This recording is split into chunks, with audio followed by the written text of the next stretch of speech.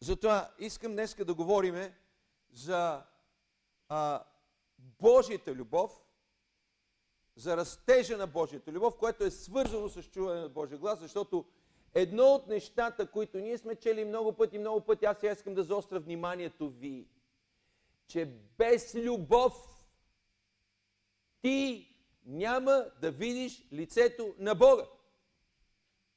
Не го казвам за да те оплаша, а ти го казвам за да те събудя. Защото е писано, че ако си раздадеш целия имот на сиромасите, че ако имаш вяра планини да преместваш, а не имаш любов, ти си нищо. Всяко нещо, което ти правиш, трябва да бъде направено с любов, за да бъде прието от Бога. И ако не е направено с любов, не е прието от Бога. И ако ние погледнем реално, искрено върху себе си, ние ще видим колко сме жалки по отношение на това слово. Колко сме далеч от истината на това слово.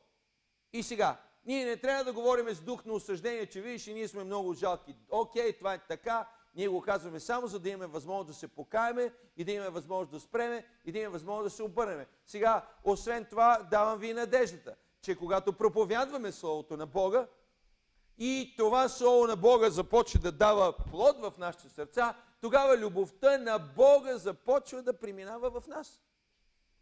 Какво е любов? Това е основната тема на Библията. Това е фундамента на Библията. Бог възлюби света и Бог даде Словото си, като направи човека и му даде възможност той да живее за радост и за слава на Бога. Човека падна, сгреши, Бог в голямата си милост и любов му дава втори шанс да се избави от смъртта и греха. Това го прави чрез любов. Любовта, която охарактеризира гръцката дума, която охарактеризира Божията любов, това е агапе. Думата агапе се използва, за да се покаже любовта на Бога, която е дефинирана като привързаност, обич, благосклонност, празник на любовта, празник на милостта. Когато говорим за празник, това е място, където хората са събрани да ядат и да пият, примерно, и там се е дало повече ядене, отколкото всички хора могат да изядат, защото, примерно, както за някакъв рожден ден или за някакво парти, домакините се погрижили да има изобилие, за да бъдат хората благословени и наситени. Такава е Божията любов. Тя е толкова голяма, че стига за всички хора по света, и остава в повече. При едни хубави празненства, винаги храната остава след празненството.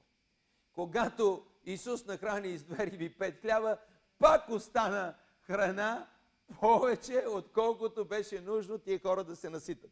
Халелуя! Любовта е повече от това, което Бог прави. Бог е любов.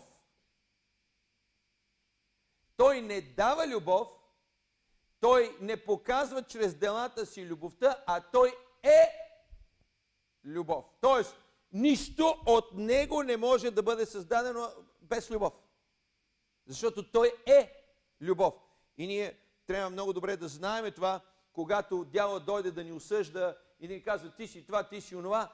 Бог е любов. И когато той ти каже, че Бог сега ще те удари, Бог сега ще те накаже, или Бог те е наказал с тая болест, или Бог те е наказал с това нещастие, ти трябва да се сетиш, че Бог е любов и той не е дошъл да те накаже, а иска да те избави, да те спаси, да те изцели, да те благослови. Обаче ти трябва да повярваш и да разбереш това нещо, за да го пуснеш, то да работи в тебе чрез вяра.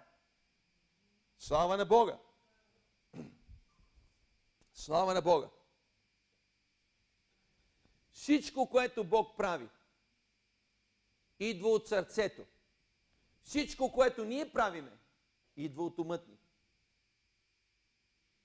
Това е огромната разлика между човека и Бога.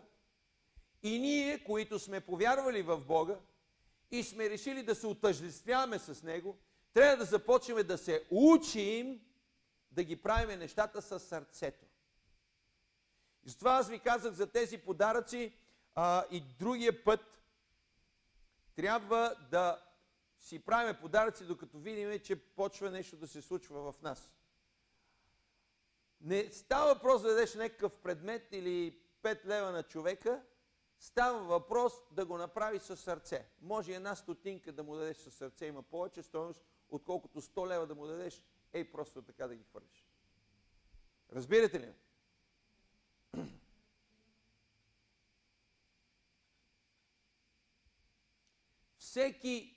Любовта на агапе идва от сърцето на човека. Аз си позволявам да говоря за любов, защото аз съм изпитал тази любов. Не казвам, че сега я имам в пълнота, но когато Бог ми се изяви, Неговата изява се изяви с това, че ми показа любовта си, като в мене дойде едно такова състояние, в което аз обичах всички безусловно. Толкова много обичах и то хора на улицата, хора в рейса, които нито ги знаех, нито ги познавах, аз бех готов да умра за тях. Това беше едно кратко, моментно състояние, в което ме обърка, което ме направи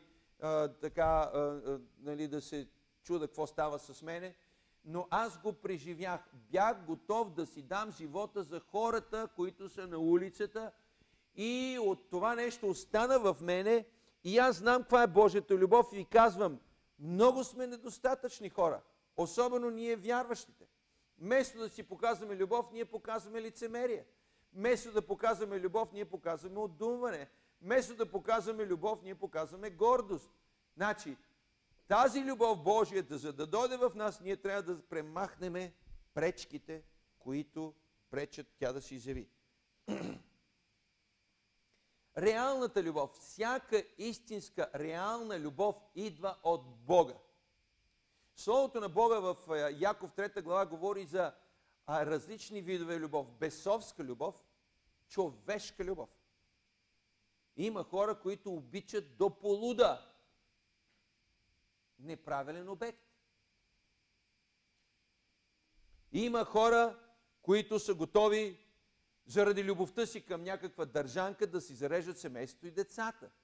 Те обичат и отиват и се кланят. Има и друга бесовска любов. За всички тия неща ние няма да говорим. Искам само да ви кажа, че съществува. Силното желание, което във всеки един от нас е заложено, да бъдем обичани и да обичаш. Аз мисля, че човек е по-щастлив дори когато обича, отколкото да бъде обичан. Но желанието да обичаш и да бъде обичан, това е вложено във всеки човек. Няма нито един човек от вас, който да няма или да се отвращава от това, че е обичан или че да го е яд, че обича некого. Няма такъв човек. Това качество в човека е заложено от Бога и това ни прави подобни на Него, защото Бог е любов. И е дал частици, е заложил в нас тази своя характеристика. Обаче, поради греховния начин на живот, ние сме загубили посоката и сме отпаднали. Но всеки знае, че го има това нещо. Всеки иска да бъде обичан. И най-големите престъпници искат да бъдат обичани. И най-големите престъпници обичат некого и нещо. Той казва, той убива 330 души, казва, ако пипнеш жена ми и децата ми, ще те разкъсам. Или готов да се жертва и да умре за жената и децата си. Убиец, но обича нещо.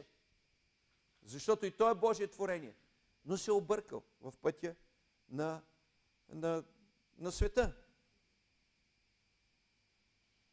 Копнежа ни за любов може да бъде удовлетворена само от Бога. Ние имаме нужда да обичаме, а любовта ни дава удовлетворение и затова ние взимаме решение и се впускаме във всякакъв вид препусквания за търсене на любов тук в света. Любов в работа, любов за семейство, любов за това, любов за това, любов за кариера.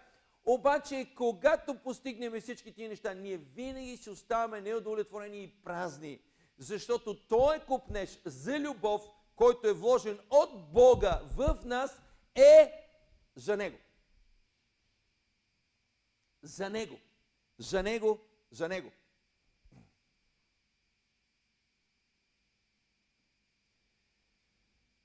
Ние се нуждаем от взаимоотношение на любов.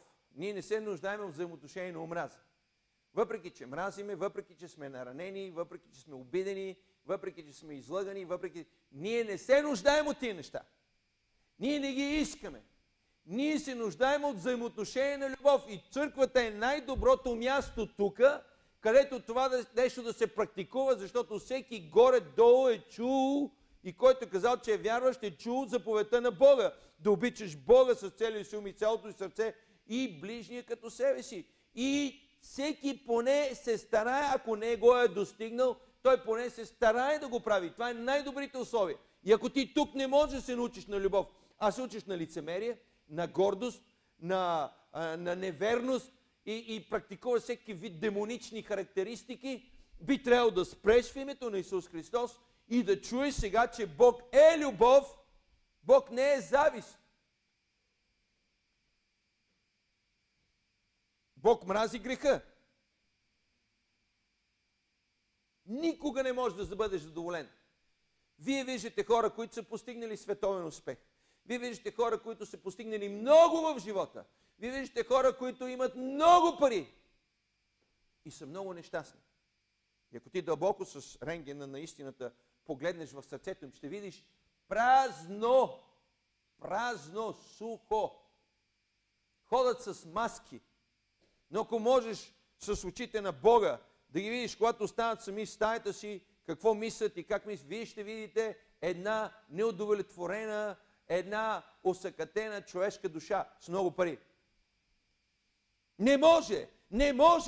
Даже нищо да не знам, нищо да не ми казват, никаква информация не знам. Аз знам на базата на Словото на Бога, този човек не може да бъде щастлив, ако няма Божията любов. Неговата душа е гладна. Той може с неговия интелект и с чувства много умело да прикрие всички тези неща. Много такава финна физиономия да направи, за да заблуди. И може да заблуди хиляди хора, но не може да заблуди Господа. И онии, които познават истината, не могат да бъдат заблудени. Не могат да повярват. Затова ние трябва да знаем, Бог е любов. Тези хора копнеят за нещо, което да им донесе смисъл в живота. Защото ти бленуваш нещо, което го нямаш и когато го постигнеш, погледни се. Искаш хубава кола. И си сложил целия си живот. Ако си малко по-беден, инвестираш всичко, продаваш имоти и си купиш една хубава кола. И като си купиш, я подкараш и вече ти минава. Искаш некакъв, нали, по-младите, искат приятелче, искат нали, да го целунат, треперят, влюбени. И като се нацелуват 2-3 пъти и вече търсят други.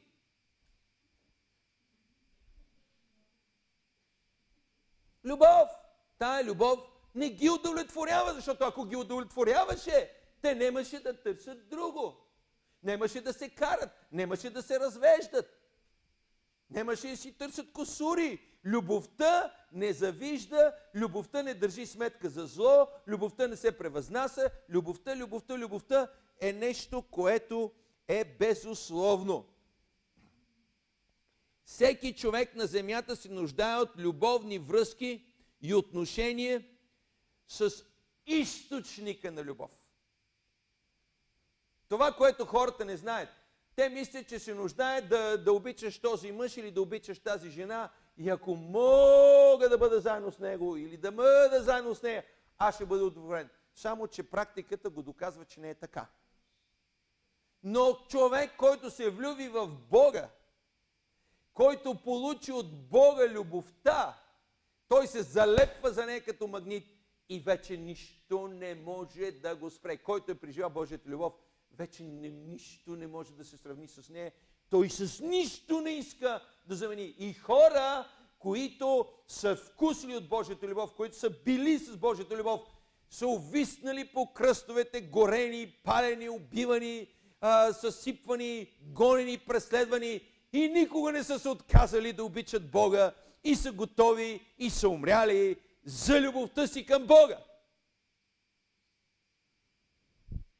Това са факти от историята. Светът не познава тази любов. Светът не познава и не знае и не разбира, че Бог толкова възлюби света, че даде своя единороден син. Те не го разбират. Те не го вярват. Те не щат дори да го учат, защото не са докоснати. Когато говорим за любов, любовта е базирана на взаимоотношения. Любовта е действие. Когато говорим за действие, това означава, че трябва нещо да направиш, когато кажеш, че обичаш. Любовта е нещо, което всъщност е съпроводено с движение, постоянно движение и постоянно действие. Когато Бог ни показва колко много ни обича, като даде сина си, като ни изцелява, като ни благославя, като ни открива истината, като ни приготвя място на небето, това е действие. Той не ни казва само обичам ви и да ни остави в ръцете на дявола. Ние се оставаме в ръцете на дявола, но не той. Той постоянно се опитва да ни измъкне и казва, елате при мене. Ние казваме, Бог, защо Боже допусна това? Защото ти отиде там, където не трябваше да ходиш. Ти ходи в тая компания, ти се среща с тия хора, ти чете тая литература, ти гледа тия филми, ти говори тия глупости, които не трябваше да ги правиш. И Бог постоянно ти казва, не дей, синко, а синкото отива и го прави. И когато Бог говори, че Той ни дава и ни обича, в Неговия характер, в Неговото мислене и Неговото очакване е, че ние трябва да отговорим със същото. Бог ни възлюби с цялото си сърце, с всички си ум.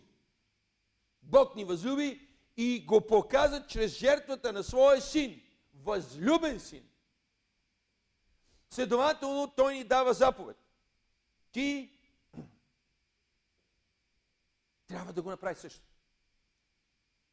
Бог даде сина си, синът му даде живота си за мене. Изцели ни, храни ни, следователно ти трябва да дадеш себе си на Бога с всичко. 100%. Когато ние говориме за любов, ние казваме, аз те обичам, аз обичам това, аз обичам онова. Може да имаме някакви взаимоотношения с Бога, да ходим на църква, да пеем песнички, които до известна степен да ни удовлетворяват нашия християнски живот и да спокойно да смятаме, че не сме толкова зле и че все пак правиме нещо. И всичко това нещо е базирано на съденето, което идва от твоя ум. И преценката от твоя ум, ти казва, аз ходя редовно на църква, даже си пиша домашните, имам и свидетелства, дадох на бедните, направих това, направих онова и всъщност аз съм добре. Откъде разбираш, че си добре? От преценката на твоя ограничен, малък, жалък ум, който често пъти е заслепян от дявола. Ние, когато говориме за това, че Римляни 5.5, Божията любов е изляна в сърцата чрез дадения нам Святи Дух, ние не го разбираме според както Бог го разбира и го вижда, но ние го разбираме според нашата умствена преценка. Оглеждаме се наоколо, виждаме другите хора, сравняваме с тях, виждаме техните дела, преценяваме нашите дела и казваме, добре сме. Това е много грешен метод, който много християни са паднали в този капан и там стоят и не мърдат. Щом прецениш, че си добре, щом прецениш, че всичко е наред, твой стремеж за растеж умира. Един писател беше написал книгата за любов, имахме среща с него, както и да е, но той казва така, любовта не се протоколира, защото чувството, следиш ли го, умира. Любовта не се протоколира, защото чувството, следиш ли го, умира. Ако ти правиш протокол на любов и почваш да следиш чувствата и да ги доказваш, нали, какво е любов, това изчезва. Или както Исус Христос го видяха и щом те го видяха с очите си, той стана невидим за тях, когато вървеше в пътя за Емаус. Това е малко лирично отклонение.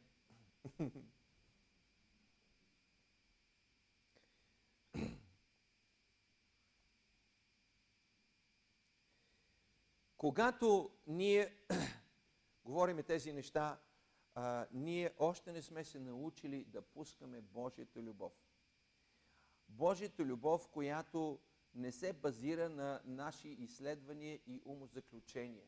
Божията любов, която е безусловна. Никой от нас не може да се похвали с действието на тази безусловна любов. Ние имаме любов към родители, ние имаме любов, може да имаш и любов към съпруг, съпруга, към пастор, към братя, сестри, но всички тези любови са плод на нашите чувства и са условни. Често пъти обичаш ли ме, ще те обичам.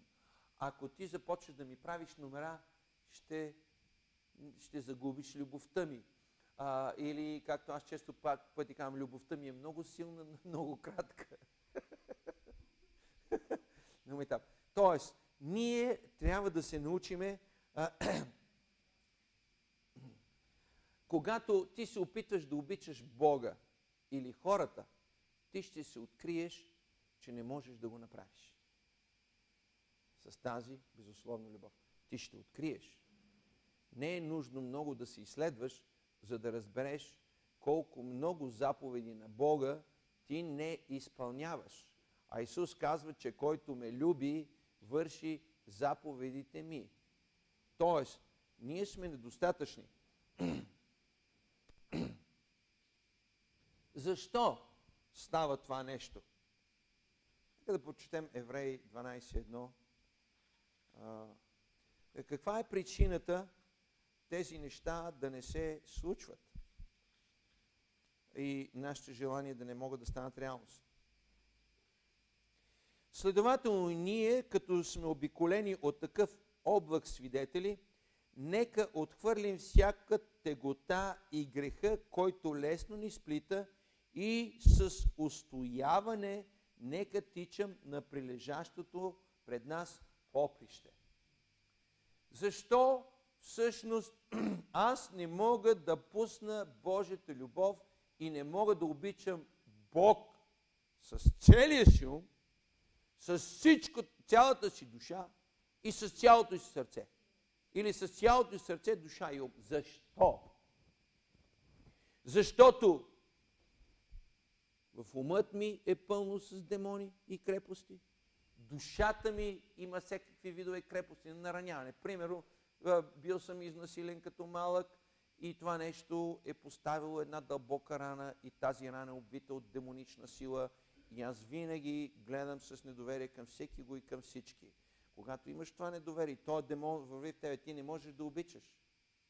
Ти си блокиран. Или са те ограбили, или са ти откраднали нещо, или каквото и да било и да си преживял, или ти си направил нещо. Този грях, който носи проклятие, е блокаж за изразяване на Божията любов. Следователно, ние започнахме с изгонване на демони. Вън в името на Исус, вън в името на Исус, вън в името на Исус, вън в името. Ние започнахме с това нещо, за да може да се прочистиме. Вижте как Бог ни води. След това говорихме за личността на Святия Дух. Обърнете внимание. Вие си мислите, че си проповядвам. Обърнете внимание как нещата се движат. След това започнахме за чуване на Божия глас. Сега споменаваме за Божията любов. Стигнеш ли до това нещо, реализираш ли го?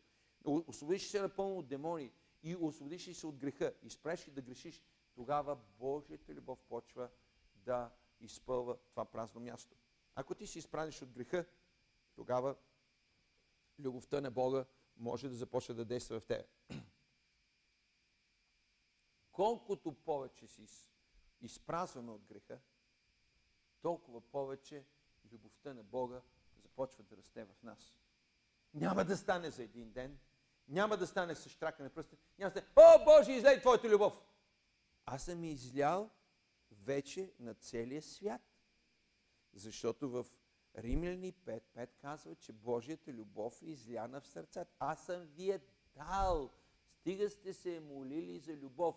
А казва, съпротивете се на греха, на плътта и на дявола. Тоест, не дей да се молиш да ти дам любов, а започни да воюваш. Пускани свобода на тените, развързвай вързаните и превързвай сърцесъкрушените, изгонвай демони. Защото една чаша, като изпразниш от боклуците и от съдържанието, тогава може, нали, да сипеш чиста, бистра вода в нея. Измий чашата, той измий се отвътре.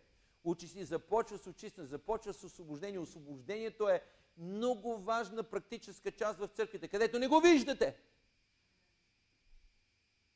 Където като почне да казвам вън в името на Исус, стотици демони брамборят в главите на хората. Кое е библейско, кое не е библейско, така ли трябва пръста, така ли трябва да водят 330 неща в главите, които те отклоняват от реализацията на всъщност на Словото на Бога.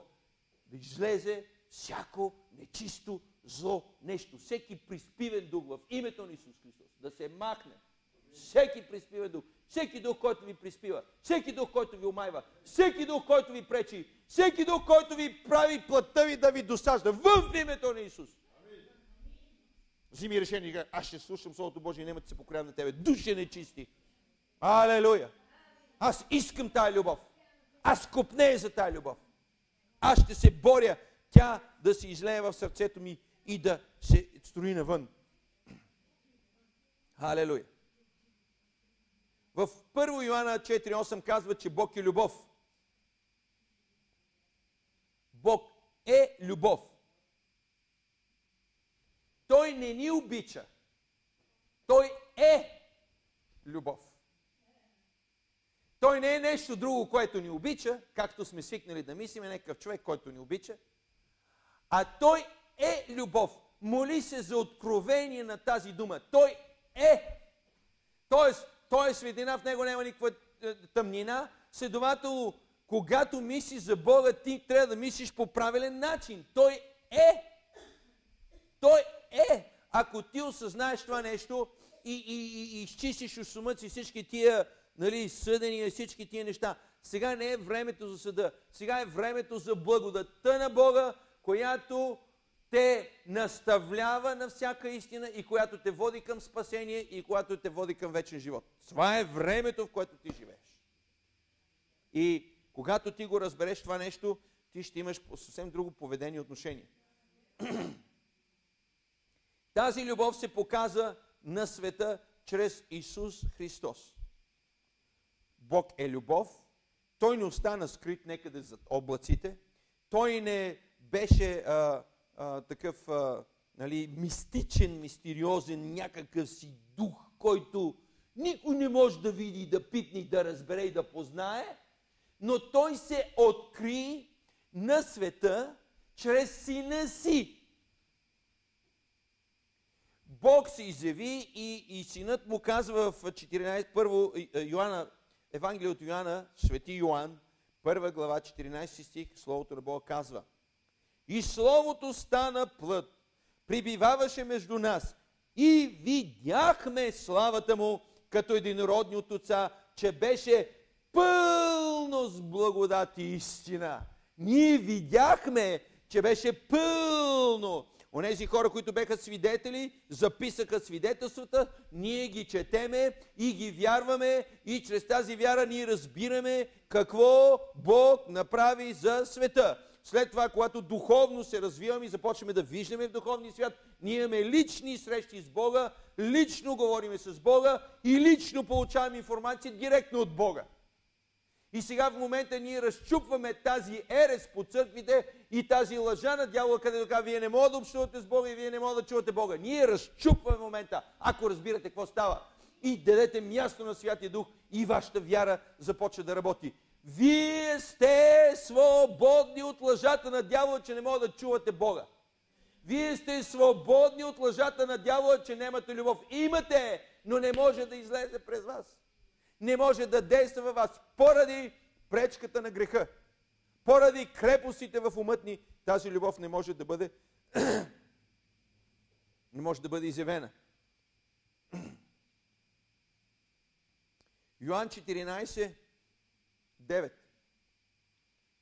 Той дойде да изяви чистата любов на Бога, която ние четеме и когато пребъдваш в нея, Бог ти дава да разбереш.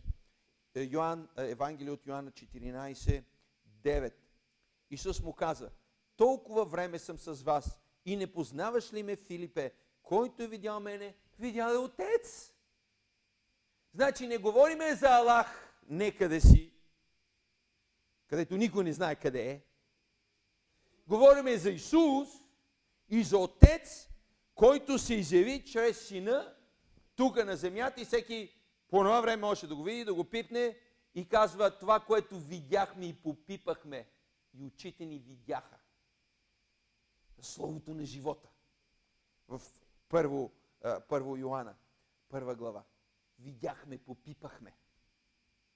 Значи, ние не говорим за мистерии, ние говорим за реално, защото ако беха мистерии, как ще ги преведа в моя живот? И трябва и аз да стана мистериозен. Аз не искам да съм мистериозен, искам да съм реален. Коя реалност ще приема? Реалността на Словото на Бога. Слава на Бога! Слава на Бога! Ние търсим реални неща. Псалом 34. Псалом 34, 8. Да бъде слава. Да бъде слава. Не трябва устата ми да се уморява да вика: слава, святи душе, слава, святи душе, слава на Бога, Исусе, благодаря ти, Исусе, да говориш. Няма да те разбират света, няма въобще да ти дадат никаква нормална положителна оценка. Какво те е грижа?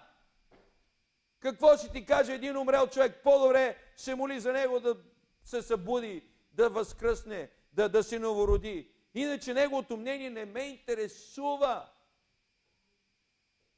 Затова прави това, което трябва да правиш, това, което Бог ти казва, останалото е негова грижа. Вкусете и вижте, че Господ е благ. Блажен он е човек, който уповава на Него. Сестра Цецка, ефектирана от тези проповеди, е започнала да се моли, да чува Божия глас. И понеже искрено е повярвала, и понеже с сърце и с доверие на Словото на Бога се е предала, започнала искрено да го търси, Бог се открил. И Бог и проговорил. Ти можеш да кажеш: ако той говори на сестра Цецка, защо да не говори на мене? Като Бог не гледа на лице. Но тя го е потърсила, някакси по-силно, по-искрено, Бог и се открил. Проблема е не дали Бог иска да ти се открие, проблема е как ти го търсиш. Ревизирай си търсенето и искай то да дойде в съществуване.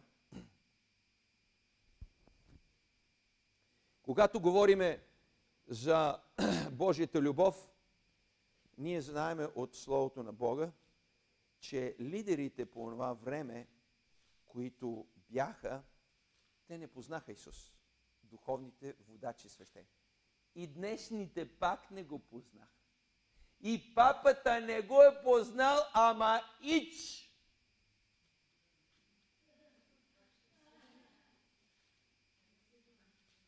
Щом участва в такива пъклени планове за геноцид на човечеството, не само, че не го е познал, а не знам дали въобще ще го познае някога, милост Господи за душата му. Мога да кажа. Но не съм той, който да оправям нещата. Той е папата, той носи отговорност, който много му е дадено, много ще се изисква. Но аз искам да говоря на тези, които искат да се спасат. Тези, които искат да се спасат, нека да носят ушите си и нека да внимават в сърцата си. Алелуя. А фарисеите, като чуха, че смълчал садукеите, събраха се заедно. Един от тях, законник, за да го изпита, зададе му въпрос: Учителю, коя е голямата заповед в закона. Те го изпитваха. С умът си знаеха. Но го изпитваха него. Защо го изпитваха? Защото не го познаха. Нито го приеха. Искаха да го проверят от ворковците. И той му рече: да възлюбиш Господа твоя Бог с всичкото си сърце, с всичката си душа и с всичкия си ум. Не се притеснявам, че изговарям, че им казвам тези думи. Сам Исус ги нарече сатани. Вие сте от баща дявол и вършите делата на баща си. Щом той не ги уважава, аз защо трябва да ги уважавам? Да съм по-голям от моя Бог. Всичкия си душа и всичкия си ум. Това е голямата и първа заповед. А втората, подобна на нея, е да възлюбиш ближния като себе си. Значи не със всичката си душа, на всичкия си ум, а като себе си. Да възлюбиш. Значи, ако ти се грижиш за собственото си тяло, погрижи се за тялото на твой ближен. Ако виждаш, че е гладен, нахрани го. Ако виждаш, че го, облечи го. И това можеш да го направиш, ако имаш Божията любов. Иначе не можеш. Ние имаме невероятни възможности да отидем да споделиме хляба си с бедните. Ние имаме до толкова, че да може да разделиме. Но страхът и лъжата, че ако дадеме това, което имаме, няма да остане за нас. И страхът от лъжата, че може би, ако дадеме сега всичко, какво ще правиме после? И егоизмът ни, и лакомията ни, че ние искаме да имаме още. Ние имаме достатъчно, обаче искаме да имаме още. Ние имаме пълен гардероб с грехи. Обаче не е достатъчно. Они има 2 гардероба, други има 3 гардероба. Ние имаме 1 кола. Не е достатъчно. Трябва да имаме 2 коли. През същото време някой умира от глад там на улицата, рови в кофите. Ние минаваме по време, казваме: съжалявам, той е много грешен, той е пропадна. Правиме го всеки ден. Що? Защото това не е махнато от нас. Егоизма ни и лакомията ни не е премахната още. Наричаме се християни, но ние трябва да се каеме и трябва да сме искрени пред себе си, да признаеме, че не сме това, което трябва да бъдем и да започнем да се стремиме. Не да седим и казваме: о, ние сме спасени. Кой си спасен, бе? Кой ти каза, че си спасен? Бог ми каза. Кога ти каза, бе? Кога говори с Бога? Аз не го чувам. Как тогава разбра, че ти каза? Пише го слово. То много работи пише. Пише и за тия къде ще погинат. Ти си избрал едното, обаче дали Бог ти го е дал, дали ремата на Бога е дошла върху тебе, дали ти си получил откровение, това са различни неща. Така че Бог не казва нещо в Словото си така просто, че да бъде казано. Всичко, което е записано в Словото Божие, излиза от любовта на сърцето на Бога. Запомнете го това нещо и го имайте предвид, като четете Словото на Бога. То излиза от Божията любов и то е направено с цел. Алелуя! Бог никога няма да промени Словото си. Той ти даде само 2 заповеди. Нема 350 заповеди, които беха в Стария Завет, че трябва така да правиш, че така да правиш, че тогава да ходиш при свещеника, тогава да се кланеш в храма, такова животно да закланеш, пък без недостатък и така. Той даде тези неща, за да изяви своя характер. Но сега за нас той говори нещо, което е базирано и основано и основата за закона и за пророците. Защото ако ти започнеш да изпълняваш тези 2 заповеди, ти можеш да мислиш, че изпълняваш Божията воля. Ако ти си възлюбил Бога със всичкия си ум и ти обичаш ближния като себе си, ако го обичаш, ако ти би дал хляб на себе си, ще отидеш да дадеш и на другия, и даже първо на него, вярвайте, че Бог ще ти прибави. Но ние не го правиме така. Ние живееме по-човешки, скъпи брати и сестри. Затова иди на коленци и се кай и се моли това нещо да се махне, защото може да се окажеш от тия вдовици, които чукаха на вратата и не им се отвори. Девици, не вдовици, девици. Девици. Те беха чисти.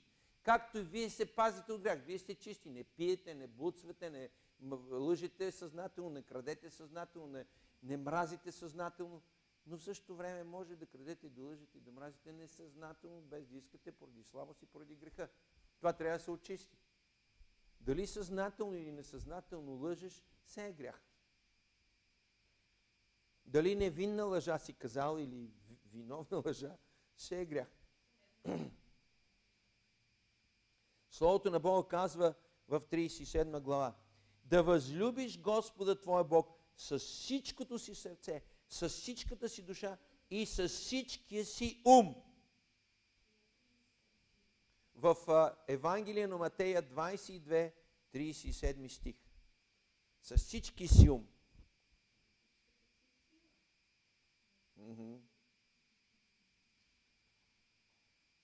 Слава на Бога. С всичката си сила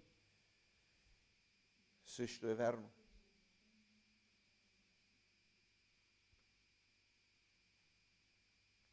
Единствено. Обичаш ли Бог? Обичам го. Исусенце, Исусенце. Кой ти каза, че той ти е Исусенце? Бе? Това да не е твоята кукла Барби. Какъв Исусенце? Това е религиозен гаден дух, който има вид на благочестие, но отречен от силата на Бога.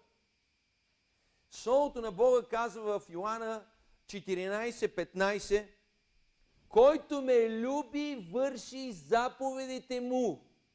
Заповедите ми. Значи доказателството ми за любовта към Бога е покорството ми към Неговата заповед. Покорството е доказателство за любов. Покорството ми към Неговите заповеди. Не е ходене на църква и събиране на информация, но покорство, изпълняване на Неговите заповеди ежедневно е доказателство, че го обичам. Няма друго доказателство. Няма друго доказателство. И ти лесно можеш да се провериш, като видиш живота си.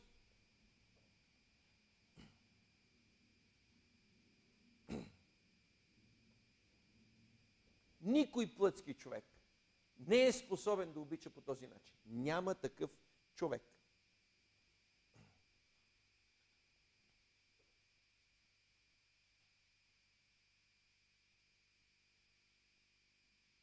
Много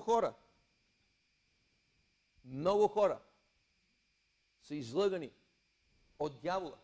И аз го смъмрям в името на Исус. И събарям тая крепост в главите ви.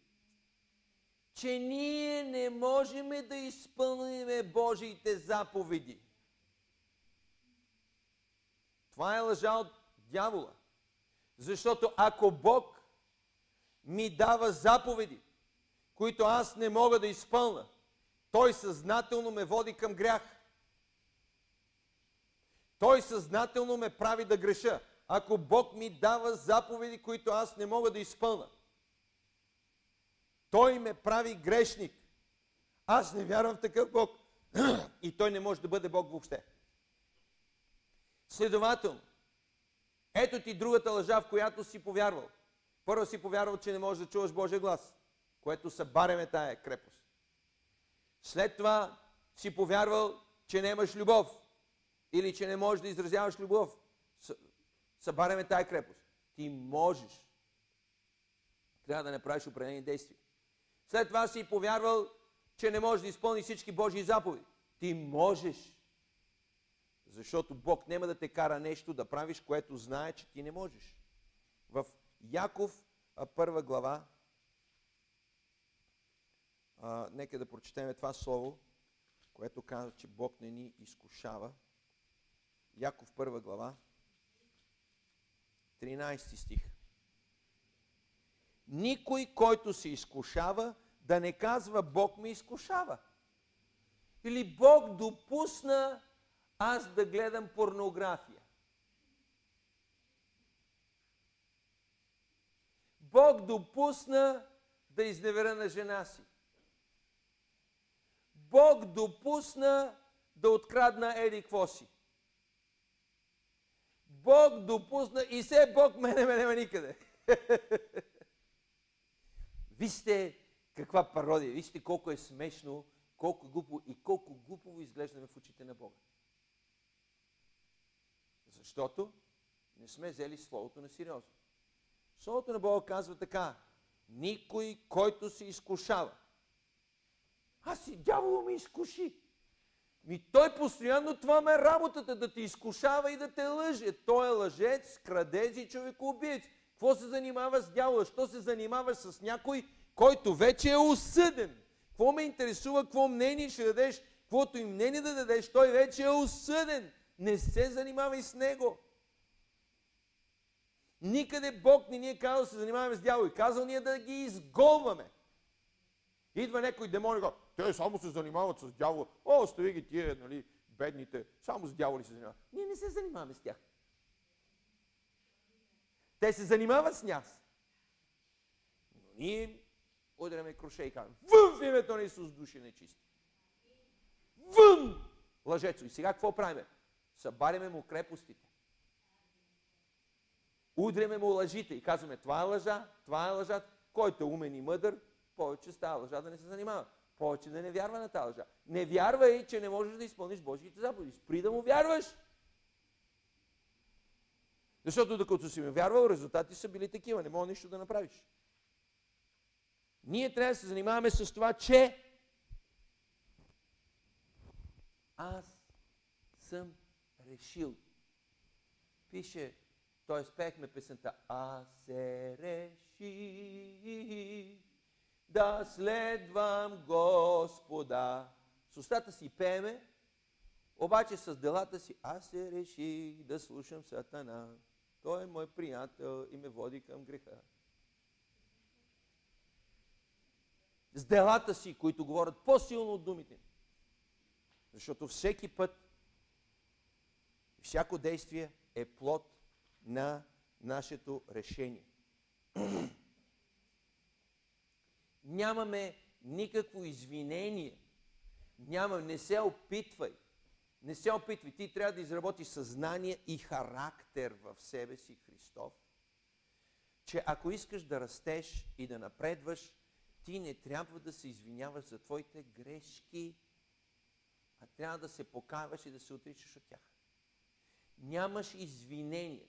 Ама нямам време да се моля, защото съм много зает. А стига де, а млъкни де, а засрами се де. Нямам време да чета Библията, защото съм много зает. Не те ли е срам да го кажеш, бе? Поне го кажи с изчервено лице. Позор!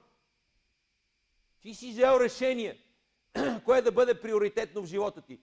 Щом са ти приоритетно в живота, дядо ти, баба ти, майка ти, баща ти, децата ти, работата ти, кариерата ти, окей, имаш право да го избереш. Но не казвай, че обстоятелства са виновни. Виновен е твоя избор и твоя избор ще бъде съден. И ти ще застанеш пред лицето на Бога и ще кажеш, ти възлюби ли ми с цялото си сърце, с цялата си душа и с всички си ум? Ще те пита. И ти какво ще кажеш? Не. Като е не. Ма какво бе, Господи, нали си любов? Очаквах същото от тебе, синко. Очаквах същото от тебе, дъще. Махни се, аз никога не съм те познал, понеже ти не ме обичаше, ти не разговаряше с мене, ти нямаше никакво общение с мене, защото работеше в този извратен свят да го създадеш и да се грижиш за твой жалък, мизерен, нещастен живот, който аз съм ти казал да го намразиш. И ти го пазеше, когато аз съм ти казал, че ще го загубиш. И ти беше бунтовник през цялото време на твоя християнски религиозен живот. Така ще ти каже Господ. Защото казва Исус, Словото, което е записано, то ще ви съди. Твоето извинение няма никаква стойност в съда. Никаква. Никаква. Затова ви моля, в името на Исус, моля те, Станиславе, в името на Исус, вземи се в ръце още един надълбоко, за да не останеш разчарован, като си проповядал на другите, сам ти да бъдеш неодобрен. Така говори Святия Дух, слава да бъде на името му.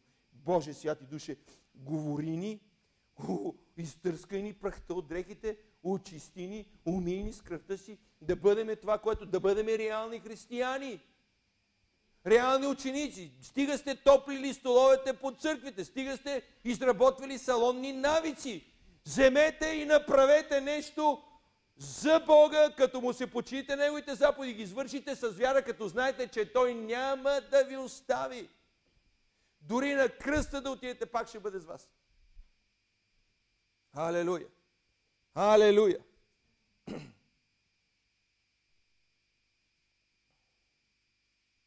Така че, искам с това да завърша. Ще прочетем още един стих, 1 Коринтиян 14. 14 глава, 1 стих. 1 Коринтиян 14 глава, 1 стих.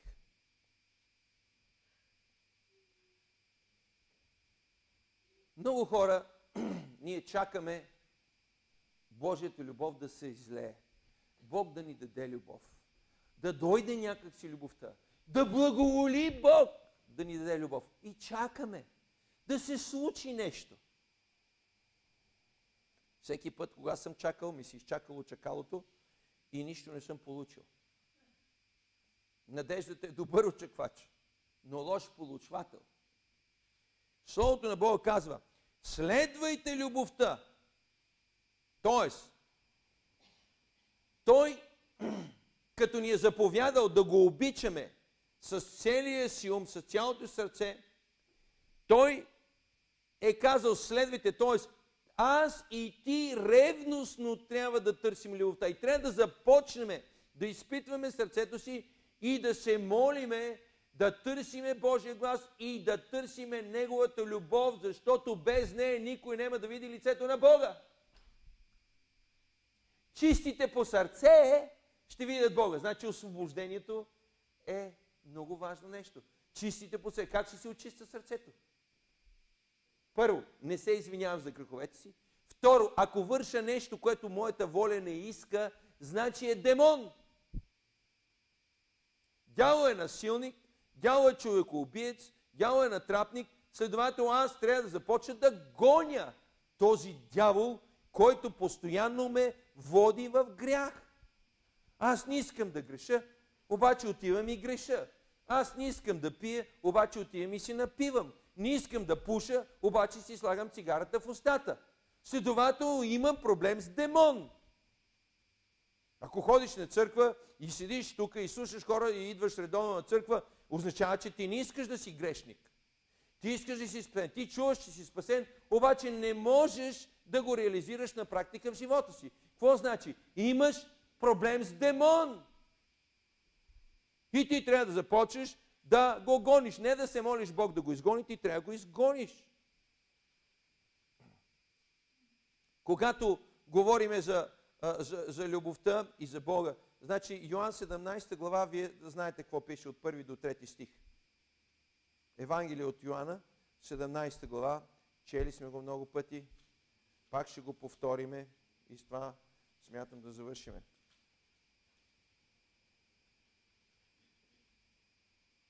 Това като изговори Исус, дигна очите си към небето и рече: Отче, настана часът, прослави синът си, за да те прослави и сина.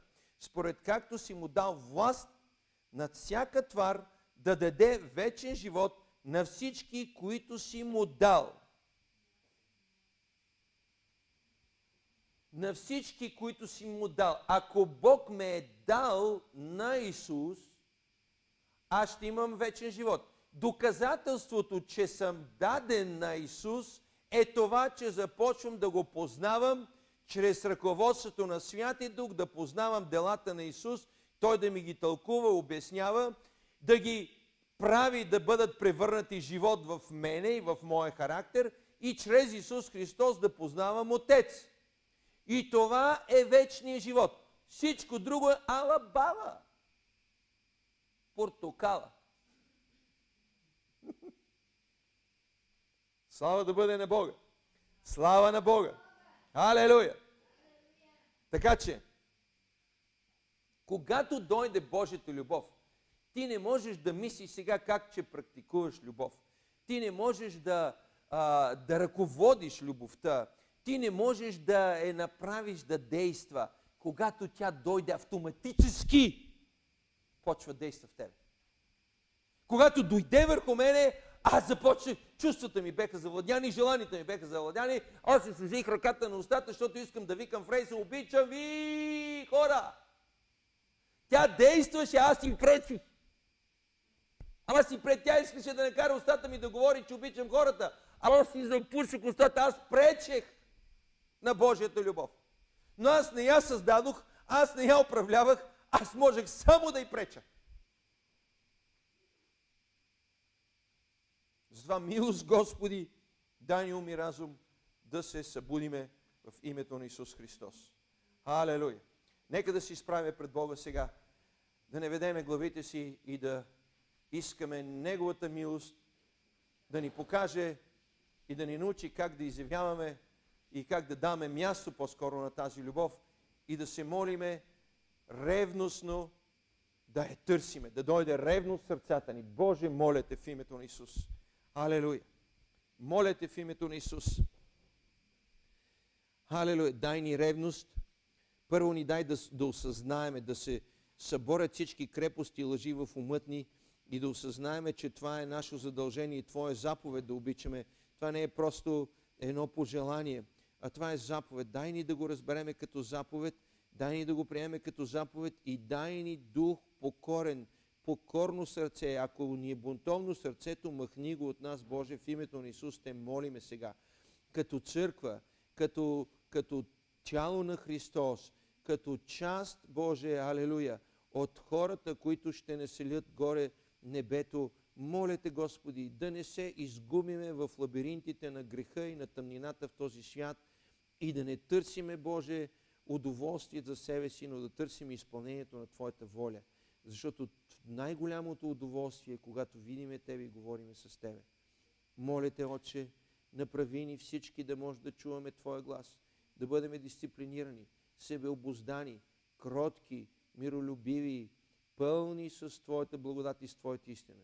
Изпразни телевизионните програми от умът ни, изпразни екшените и филмите от умът ни, изпразни дембелашкото самодоволство от нас, Боже, и прати ни при изгубените, Боже, алелуя. При тия, които погиват, Боже, защото Ти плачеш за всяка една погиваща душа. Боже, дай ни съзнанието и осъзнатата Твоя любов да тече през нас, Господи, в името на Исус. В името на Исус